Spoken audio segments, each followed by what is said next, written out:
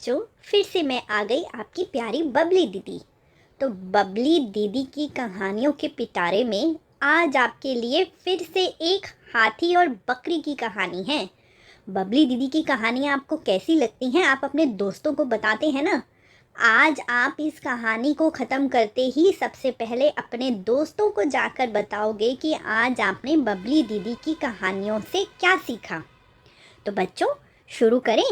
बबली दीदी की कहानियों के पिटारे से आज की कहानी है हाथी और बकरी की कहानी। एक जंगल में एक हाथी और एक बकरी रहते थे। दोनों बहुत ही पक्के दोस्त थे। दोनों साथ मिलकर हर दिन खाने की तलाश में इधर उधर जंगल में घूमते थे। एक दिन दोनों खाने की तलाश में अपने जंगल में बहुत दूर निकल गए। वहाँ उन्होंने एक तालाब देखा। उसी तालाब के किनारे एक बेर का पेड़ था। बेर का पेड़ देखकर हाथी और बकरी बहुत खुश हो गए। वह दोनों बेर के पेड़ के पास गए।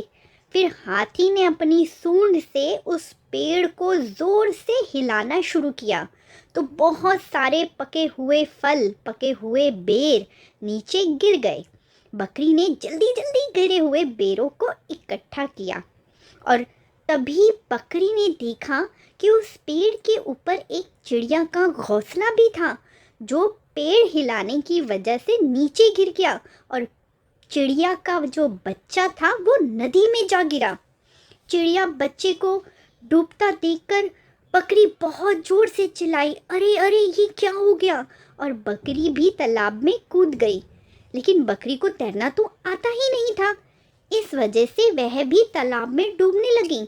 बकरी को डूबता हुआ देखकर हाथी भी तालाब में कूद गया और हाथी ने चिड़िया के बच्चे और बकरी दोनों को डूबने से बचा लिया। इतने में चिड़िया भी वहां आ गई। वह भी अपने बच्चे को सही सलामत देखकर बहुत खुश हुई। उसने हाथी और बकरी को इसी तालाब में बेर के पेड़ के पास रहने को कहा। तब हाथी, बकरी और चिड़िया तीनों मिलकर उस बेर के पेड़ के नीचे रहने लगे। कुछ ही दिनों में चिड़िया का बच्चा बड़ा हो गया।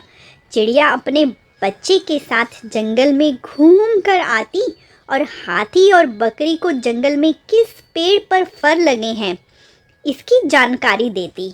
अब हाथी, बकरी, चिड़िया और चिड़िया का बच्चा उस फलों को मज़े से खाता। सब लोग मिलकर खुशी खुशी रहने लगे।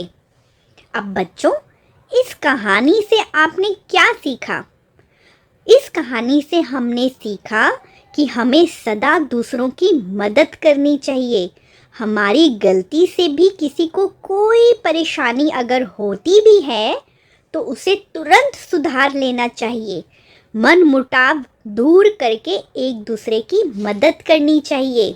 तो आप भी अपनी क्लास में अपने सहपाठियों का, अपने दोस्तों की मदद करते हैं ना। आपको तो अपनी मम्मी पापा की भी मदद करनी चाहिए। और बच्चे कैसे मदद करते हैं? अगर मम्मी बोले कि चलो बच्चों दूध पियो तो फटाफट से दूध पी लेना चाहिए। तो इससे हो जाएगी मम्मी की मदद। साथ में आप अपने सामान को संभाल के रखें, इधर उधर फैलाए ना, तो इससे हो जाएगी मम्मी की मदद। तो मम्मी की मदद कौन कौन करेगा? चलो हाथ उठाकर बताओ। शाबाश, सब अपनी मम्मी की मदद करेंगे। तो आज आप सबको अपनी मम्मी की हेल्प करनी है, मदद करनी है। ठीक है बच्चों, चलो फटाफट से जाओ और अपने दोस्तों को बबली दीदी की कहानियों की पिटारे के बारे में बताओ। हम जल्दी मिलेंगे दोबारा एक नई कहानी के साथ। Bye bye.